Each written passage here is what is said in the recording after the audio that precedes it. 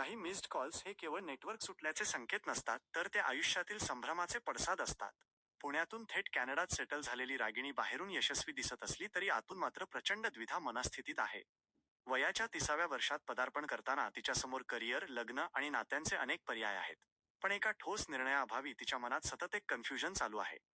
तिच्या ऑफिसमधील स्पष्टवक्ता सहकारी राकेश हिच्या आयुष्यात आल्यामुळे हा भावनिक गुंता आणखी वाढतो. वाढदिवसाच्या सेलिब्रेशनपासून सुरू झालेला रागिणीचा हा प्रवास तिच्या मनात चाललेल्या याच द्वंद्वाचा वेध घेतो. जेव्हा आयुष्य आपल्याला एकाच वेळी अनेक वळणांवर आणून सोडतं, तेव्हा मन कसं चक्रावून जातं याचं जिवंत चित्रण म्हणजे ही कथा. रागिणीला कॅनडात सेटल होऊन जवळपास 2 वर्षे झाली. कॅनडात येण्यासाठी जो जॉब तिने निवडला होता, तो तिने 6 महिन्यांत सोडला. दुसरा जॉब तिला आवडला म्हणून ती त्यात स्थिरावली. आज तिचा 30वा वाढदिवस देखील. 24 ऑक्टोबर 1990चा तिचा पुण्यातील जोशी काकांच्या घरातील जन्म. रिटायर होण्यापूर्वी जोशी काका पुण्यातील एका हायस्कूलमध्ये हेडमास्टरची नोकरी करायचे. जोशी काकू हाऊसवाईफ होत्या. रागिणीला 4 मोठे भाऊ. थोरले 2 भाऊ मुंबईत, तर नंतरचे 2 भाऊ अमेरिकेत सेटल झालेले. प्रत्येकाने आपापल्या कुटुंबाबरोबर संसार थाटलेला. रागिणी सुद्धा शिकलेली. MCA झाल्यावर तिने 2 जॉब्स इंडियात केले आणि नंतर कॅनडात गेली. कॅनडातला हा तिचा दुसरा जॉब. रागिणी कॅनडातल्या एका सॉफ्टवेअर कंपनीत सिस्टीम ॲनालायझर म्हणून काम करत होती. एकंदर हा 4था जॉब असूनही रागिणी 5व्या जॉबच्या शोधात होती. पुण्यात दुसरा जॉब करतेवेळी जोशी काकूने रागिणीच्या मागे लग्नासाठी तगादा लावला होता. पण रागिणी अजिबात मनावर घेत नव्हती. आत्ता सुद्धा रागिणीचं जवळजवळ रोजच बोलणं व्हायचं तिच्या आईबरोबर, कॉलवरून किंवा निदान चॅटिंग तरी.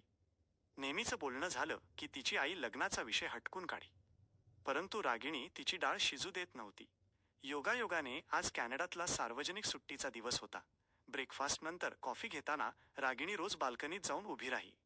आजही डाव्या हातात मॅगझिन आणि उजव्या हातात कॉफीचा कप घेऊन बाल्कनीत उभी असलेली रागिणी कसला तरी खोल विचार करत होती. मला नाही आवडत माझा जॉब. रागिणी स्वतःशीच पुटपुटत होती. काय करू, कुठे शोधू दुसरा जॉब? थोड्या धास्तावलेल्या आवाजात बडबडत होती. खरं तर रागिणीचा एक्झिस्टिंग जॉब खूपच चांगला होता. चांगला पगारही मिळत नव्हता. चांगले मित्रमैत्रिणी सुद्धा मिळाल्या होत्या. मग असं अचानक काय घडलं होतं की ज्यामुळे रागिणीला जॉब सोडावासा वाटत होता? ऑफिसमध्ये रागिणीला अनकम्फर्टेबल वाटत होतं. तिच्या ऑफिसमधला राकेश तिला आवडत होता. परंतु राकेशचं नेहमीचं अपमानास्पद टाकून बोलणं तिला अजिबात पसंत नव्हतं. राकेश आपला मुद्दा इतरांना पटवून देताना नेहमीच डॉमिनंट वागे आणि हेच रागिणीला आवडत नसे. राकेश मुंबईचा. 5 वर्षांपूर्वी कॅनडात आलेला. अविवाहित होता. रागिणीत इंटरेस्टेड होता. मला हा जॉब सोडायलाच हवा, रागिणी निर्धाराने स्वतःशीच बोलली. तिने कपात उरलेली थंड झालेली कॉफी एका झटक्यात घशात ओतली आणि ती किचनकडे वळली. रागिणीने आपल्या काही मोजक्याच मित्रमैत्रिणींना आज संध्याकाळी बर्थडे पार्टीसाठी घरी बोलावलं होतं. मदतीसाठी अदितीला थोडं आधी सकाळी 10 वाजता यायला सांगितलं होतं. अदिती रागिणीच्या ऑफिसमधली मैत्रीण. मुंबईच्या पाल्यावतली. रागिणी किचनमध्ये शिरते तोच दारावरची बेल वाजली. रागिणीने दरवाजा उघडला. आत येताच अदितीने रागिणीला घट्ट मिठी मारली. काय ग, केवढी बारीक झालीये? रागिणीला बघता क्षणीच अदितीने प्रश्न केला. ऑफिसमध्ये एकत्र काम करून सुद्धा अदिती रागिणीला आज जवळजवळ महिन्याभरानंतर भेटत होती. खरं तर मी बारीक नाही झाली, तर तुझं वजन 2 किलोनी तरी वाढलं असावं म्हणून मी तुला बारीक दिसतेय, रागिणी हसत हसत विनोदाने म्हणाली. अगे ये बस. गरमागरम चहा घे, कपभर. तुला बरं वाटेल. रागिणीने अदितीला कंपनी देत अजून 1 कप चहा पोटात रिचवला. अगे किती चहा पितेस? अदितीने आश्चर्याने विचारलं. अगा, टेन्शन कमी होतं थोडं चहा कॉफीने, रागिणी जस्टिफिकेशन देत म्हणाली. अदिती, मी जॉब चेंज करतीये. चहाचा रिकामा कप टिपॉयवर ठेवत रागिणी पुटपुटली. जाऊ दे, हे तुझं नेहमीचंच. आपण या विषयावर नंतर बोलू. आज आपण तुझा वाढदिवस साजरा करणार आहोत. खूप मजा करायची आपल्याला आज, म्हणत रागिणीने विषय बदलण्याचा प्रयत्न केला. दुपारी 1 वाजेपर्यंत दोघीं मिळून जेवण व पार्टीसाठी इतर पदार्थ बनवले. त्यात बर्थडे केकचाही समावेश होता. बर्थडे पार्टीसाठी उशीर व्हायला नको म्हणून दोघींनी दुपारचं लंच लवकरच आटोपून घेतलं. अर्ध्या तासाची झोप काढून झाल्यावर 3 वाजता कॉफी घेऊन दोघीही फ्रेश झाल्या. आधी कपडे चेंज कर, काही वेळातच आपल्या मैत्रिणी येतील. अदितीनं रागिणीला फटकारलं. रागिणी बेडरूममध्ये गेली आणि काही क्षणातच बाहेर आली. काय ग, ड्रेस चेंज न करताच तशीच बाहेर आलीस? अदिती रागिणीवर वैतागली. काय करू, कोणता ड्रेस घालू तेच सुचत नाहीये, रागिणी वैतागत म्हणाली. तुझं नेहमीचंच कन्फ्युजन. चल मी सुचवते तुला, म्हणत अदितीने रागिणीला ढकलत ढकलत तिच्या बेडरूममध्ये नेलं. अदितीने सुचवलेला गुलाबी रंगाचा पंजाबी ड्रेस रागिणीने घातला. तुझा चॉईस नेहमीच चांगला असतो. अदितीला खुश करत रागिणी म्हणाली. तुझा चॉईसही खूप छान असतो, पण तुला तो करायचा नसतो. अदिती थोड्या हुश्शातच म्हणाली. छोटे मोठे निर्णय घेताना अदिती रागिणीला खूप वेळा मदत करायची. अदितीने सुचवलेला पंजाबी ड्रेस रागिणीच्या आईने 6 महिन्यांपूर्वी पुण्याहून पाठवला होता, पण अदितीला हे ठाऊक नव्हतं. अदितीने तो आपल्या आवडीनुसार निवडला होता. योगायोग असावा. रागिणी नवा ड्रेस घालून आपले रेशमी केस मोकळे सोडत बेडरूममधून बाहेर आली. खरंच खूपच छान दिसत होती रागिणी आज, अदितीपेक्षा थोडी उजळ. रागिणीने नव्या ड्रेसमध्ये सेल्फी काढून आईला व्हॉट्सॲपवर पाठवली. रागिणीच्या आवडत्या ओलेस परफ्यूममुळे वातावरण अजूनच जास्त उत्साही आणि आनंदी वाटत होतं. दुपारचे 4 वाजले. एव्हाना रागिणीच्या बर्थडे पार्टीची बऱ्यापैकी तयारी झाली होती. एकामागून एक असा रागिणीच्या मैत्रिणींचा घोळका रागिणीच्या घरात येत होता. आपापल्या नवीन ड्रेसेसमध्ये सगळ्याच जणी उठून दिसत होत्या. मैत्रिणींच्या त्या गराड्यात रागिणी मात्र स्वतःला पार हरवून गेली होती. अदिती इव्हेंट मॅनेजरसारखी वागत रागिणीला वेळोवेळी सूचना देत होती.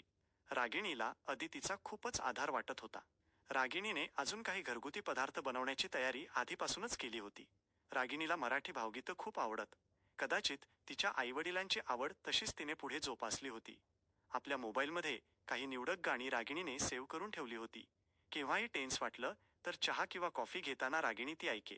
चहा, नाश्ता, कॉफी, पदार्थ तळणे इत्यादी अनेक कामं करता करता सगळ्या जणी गाण्यांचाही आस्वाद घेत होत्या. काही नॉन मराठी मुलींना गाणी कळत नव्हती, तरीही त्या म्युझिक मात्र एन्जॉय करत होत्या. संध्याकाळी 5च्या सुमारास रागिणीने केक कापला. रागिणीने आपल्या कुणाही मित्राला पार्टीला बोलावलं नव्हतं. तिला ते आवडतही नव्हतं. सगळ्या मैत्रिणी अगदी धमाल नाचल्या रागिणीच्या आवडीच्या मराठी, हिंदी आणि इंग्लिश गाण्यांवर.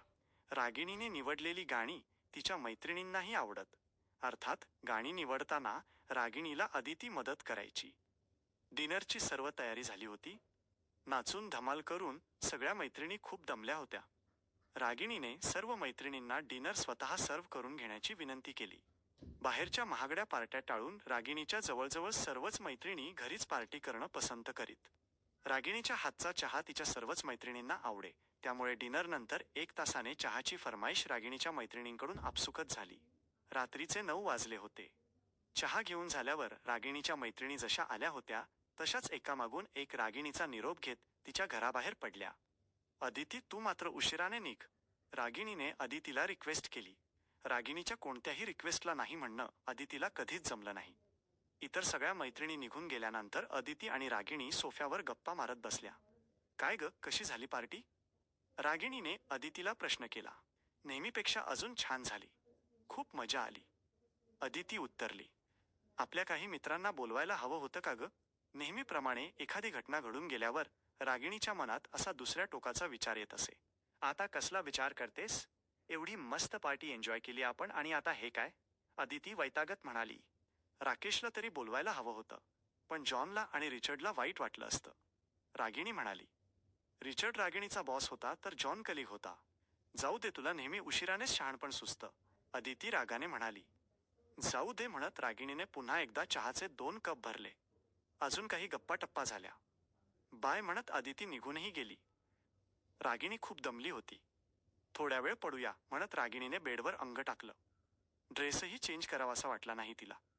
कसला तरी गहन विचार करत ती एकटक छताकडे बघतच राहिली. क्षणभरात तिचा डोळाही लागला. रात्रीचे 10 वाजले असतील. रागिणीला अचानक जाग आली. उठून मोबाईल बघते तर तिला कळलं की तिच्या मम्मीचा मिस कॉल येऊन गेला होता. रागिणीची आई तिच्या रिटर्न कॉलची वाटच बघत होती. रागिणीने आईला कॉल केला. पार्टी कशी झाली याबद्दल सविस्तर वृत्तांत रागिणीने आईला कथन केला. आईशी बोलून झाल्यावर रागिणीला हायसं वाटलं. रागिणीची राकेशशी खूपच जवळची मैत्री नव्हती, पण मैत्री होती. आपल्या मैत्रिणीचा वाढदिवस लक्षात राहील एवढी गट्टी तर त्या दोघांच्यात होतीच. रागिणीला पुण्या मुंबईहून आज बरेच कॉल्स आणि मेसेजेस आले होते. रात्री 11 वाजता रागिणीचा मोबाईल पुन्हा एकदा वाजला. प्रत्येक कॉल आला की रागिणीला दचकायला व्हायचं. यावेळी राकेशचा कॉल होता. घेऊ की नको म्हणत शेवटी तिने तो घेतला. बर्थडे विश करण्यापलीकडे राकेश काही बोलला नाही रागिणीशी आणि त्याने कॉल बंद केला. रागिणीचा अपेक्षाभंग झाला. त्याला तीच कारणीभूत होती. आपल्या हक्काचं कोण आहे आणि कोण नाही याची पक्की समज नव्हती अजून रागिणीला. राकेश स्पष्टवक्ता होता. तोंडावर गोड बोलायचं आणि मागून निंदा करायची अशी सवय नव्हती त्याची. जे काही आहे ते राकेश अगदी स्पष्टपणे मोकळेपणाने बोलायचा. रागिणीला हेच खपायचं नाही. तिला वाटायचं समोरच्या व्यक्तीला आवडेल असंच नेहमी बोललं पाहिजे. राकेशने आपल्याशी खूप खूप बोलावं असं मात्र रागिणीला नेहमी वाटे. राकेशशी बोलून झाल्यावर रागिणीला नेहमीच अस्वस्थ वाटे, मग ती अदितीकडे न्याय मागायची. आताही तिच्या मनात तोच विचार आला. अदितीला कॉल करण्यासाठी तिने मोबाईल उचलला देखील, परंतु पुढच्या क्षणी नको म्हणत तिने तिचा मोबाईल बेडवर भिरकावला. 15 मिनिटांनी पुन्हा एकदा रागिणीचा मोबाईल वाजला. पण यावेळी तो तिच्या भावाचा म्हणजे अनिलचा होता. अनिल अमेरिकेत सेटल झाला होता. रागिणीला विश करून झाल्यावर त्याने तिला अमेरिकेत शिफ्ट होण्याविषयी सुचवलं. रागिणीला एका अर्थी ते पटतही होतं. अनिल जवळ असला की आपल्याला एवढं कन्फ्युज्ड व्हायला होणार नाही असं तिला मनोमन वाटायचं. परंतु अनिलच्या फॅमिलीपासून दूरच राहायचं असं तिने आधीपासूनच ठरवलं होतं. थोड्या वेळाने अजयचाही कॉल येऊन गेला. मुंबईहून विकास आणि परेश यांनी सुद्धा न विसरता रागिणीला विश केलं होतं. रागिणीला कधी तिच्या भावांबद्दल खूप प्रेम वाटे तर कधी तिरस्कारही. तिरस्कार एवढ्यासाठी वाटे की तिला वाटायचं आपापल्या आयुष्यात सेटल झाल्यानंतर तिच्या भावांनी तिच्याकडे फारसं लक्ष दिलं नाही. आपल्या भावांबरोबरच्या संबंधात रागिणी नेहमीच कन्फ्युज्ड असे. जॉब चेंज करण्याचं भूत रागिणीच्या मानगुटीवरच बसलं होतं. पार्टी एन्जॉय करून झाली होती. कदाचित काही प्रसंग, काही घटना काही काळ मनात रुंजी घालतील सुद्धा, परंतु पुन्हा एकदा रुटीन सुरू होईल आणि पुन्हा एकदा नवे प्रॉब्लेम्स रागिणीच्या मनावर राज्य करतील. नेहमीप्रमाणे दिवसभरात घडलेल्या गोष्टींची मनातल्या मनात उजळणी करत रागिणी झोपली. दुसऱ्या दिवशी रागिणीने सुट्टी घेतली होती, त्यामुळे ती उशिराने म्हणजे सकाळी 9 वाजता उठली. कॉफीचा कप भरून झाल्यावर रागिणीने तिचा लॅपटॉप सुरू केला. एसी बंद करून मंद गतीने टेबल फॅन सुरू केला. सोफ्यावर बसत तिने लॅपटॉप लॅपवर घेतला. लॅपटॉप पूर्ण चार्ज्ड होता, त्यामुळे चार्जर कनेक्ट करायची गरज भासली नाही. कॉफीचा कप यावेळी टिपॉयवर न ठेवता तिने तो सोफ्यावरच उजव्या बाजूला ठेवला. गुगलवर जाऊन ती जॉब सर्च करू लागली. बऱ्याच साईटवर जाऊन सुद्धा तिला मनासारखा जॉब सापडला नाही. शेवटी वैतागून तिने 2 ठिकाणी अप्लाय केलं आणि आपला लॅपटॉप बंद केला. सकाळचे 10 वाजले होते. रागिणीला खूपच कंटाळा आला होता. काय करावं सुचत नव्हतं. लंच बनवण्याचा रागिणीचा मूड अजिबातच नव्हता. रागिणी सरळ बेडरूममध्ये गेली. ड्रेस चेंज करत तिने जीन्स आणि टी शर्ट घातला. घराच्या आणि कारच्या चाव्या हातात घेतल्या, मोबाईल न विसरता घेतला आणि अपार्टमेंटचा दरवाजा ओढून घेत ती घराबाहेर पडली. काल रागिणीने तिची कार गॅरेजच्या बाहेरच पार्क केली होती. तिने ती रिमोटने अनलॉक केली. कारचा दरवाजा जोराने उघडून ती सीटवर बसली आणि पुन्हा जोरानेच कारचा दरवाजा ओढून बंद केला. कार सुरू करताच रागिणीने जोरात ॲक्सेलरेटर प्रेस केला. पुढची काही वळणे घेत कार स्पीडने पुढे निघाली. परंतु कुठे जायचं हे रागिणीने ठरवलं नव्हतं. रस्त्याने भरधाव जाताना रागिणीने रस्त्याच्या कडेला असलेल्या ओळखीच्या मॉलच्या बेसमेंटमध्ये गाडी घुसवली. मिळेल त्या पार्किंग स्लॉटमध्ये गाडी पार्क करून ती लिफ्टने 5व्या मजल्यावर गेली. एखादा सिनेमा पाहावा असा विचार तिच्या मनात आला. एकेका पोस्टरवर नजर टाकत काही क्षणातच तिने सर्व पोस्टर्स न्याहाळली. एकही सिनेमा तिला बघावासा वाटला नाही. स्टारबक्समध्ये घुसून तिने कॉफीची ऑर्डर दिली आणि ती सोफ्यावर जाऊन बसली. वेटर कॉफी ठेवून निघून गेला. रागिणीच्या ते लक्षात आलं नाही. आपले काळेभोर तुकतुकीत केस सैल सोडत ती सोफ्यावर मान मागे टेकवून शांतपणे डोळे मिटून बसली होती. तुझी कॉफी गार होतीये. या आवाजाने रागिणी दचकून भानावर आली. समोर राकेश उभा होता. रागिणीने केसांचा सैलसर अंबाडा बांधला आणि टी शर्ट खाली खेचत ती थोडीशी उठून पुन्हा सोफ्यावर बसली. तोपर्यंत राकेश रागिणीच्या बाजूला बसला होता. इथे कुठे आणि अचानक? विचारत रागिणीने राकेशच्या इथे येण्याबद्दल कुतूहल व्यक्त केलं. थोड्या गरजेच्या वस्तू घेण्यासाठी मॉलमध्ये आलो होतो. राकेशने खरं काय ते सांगितलं. राकेश रागिणीच्या कॉलनीपासून 10 मिनिटांच्या ड्रायव्हिंग डिस्टन्सवर एका वेगळ्या कॉलनीत राहायचा. कॉफी घेणार का? रागिणीने राकेशला विचारलं. राकेश हो म्हणायच्या आतच रागिणीने खुणेनेच वेटरला 2 कप कॉफीची ऑर्डर दिली. रागिणीची आधीची अर्धी कॉफी कपातच तशीच शिल्लक होती. तिचं आता कोल्ड कॉफीत रूपांतर झालं होतं. रागिणीने ती परत केली. ध्यानीमनी नसताना राकेशचं हे असं अचानक भेटणं रागिणीला विस्मयकारक वाटलं. पण रागिणीला मनातून थोडं बरंही वाटलं.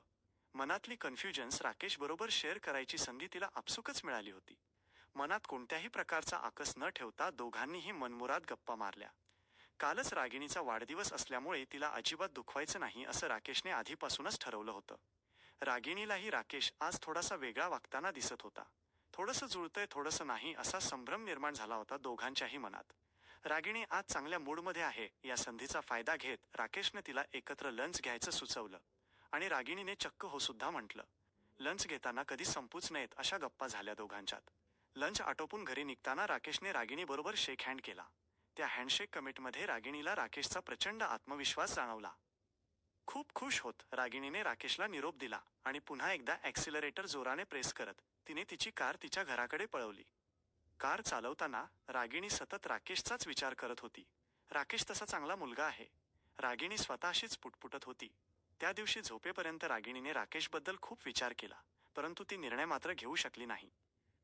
तिसऱ्या दिवशी सकाळी लवकर उठताच चहा घेताना नेहमीच्या सवयीप्रमाणे रागिणीने आपला ईमेल बॉक्स ओपन केला आणि तिला आश्चर्याचा सुखद धक्काच बसला. काल अप्लाय केलेल्या 2 जॉब्सपैकी एका कंपनीकडून रागिणीला इंटरव्ह्यूसाठी कॉल आला होता. तोही ऑनलाईन इंटरव्ह्यू. रागिणीने लगेचच कॉल ॲक्सेप्ट केला. आजच दुपारी 4 वाजता त्या कंपनीने इंटरव्ह्यू प्लॅन केला होता. घरातली कामं आटोपून रागिणी नेहमीप्रमाणे ऑफिसला गेली. ऑफिसमध्ये शिरताच तिची राकेशची भेट झाली. परंतु रागिणी राकेशला इंटरव्ह्यूबद्दल काहीही बोलली नाही. दुपारी 4च्या इंटरव्ह्यूसाठी रागिणी आज शॉर्ट लिव्ह घेऊन 3:30 वाजताच घरी आली. बरोबर 4 वाजता इंटरव्ह्यू सुरू होऊन तो 4:45ला संपला. रागिणीला अजून जास्त पगाराची ऑफर मिळाली आणि तिने ती ऑन द स्पॉट स्वीकारली. 1 महिन्याचा नोटीस पिरियड विचारात घेऊन त्याच्या पुढच्या महिन्याच्या 1 तारखेपासून कॅनडातली नवी कंपनी जॉईन करायचं असं तिचं ठरलं. पुढच्या दिवशी रागिणीने एक्झिस्टिंग कंपनीत चक्क रिझाईन केलं. संध्याकाळी घरी परतल्याच तिने 2 कप कॉफी बनवली. कॉफीचे 2ही कप 2 हातात घेत ती नेहमीच्या बाल्कनीत जाऊन उभी राहिली.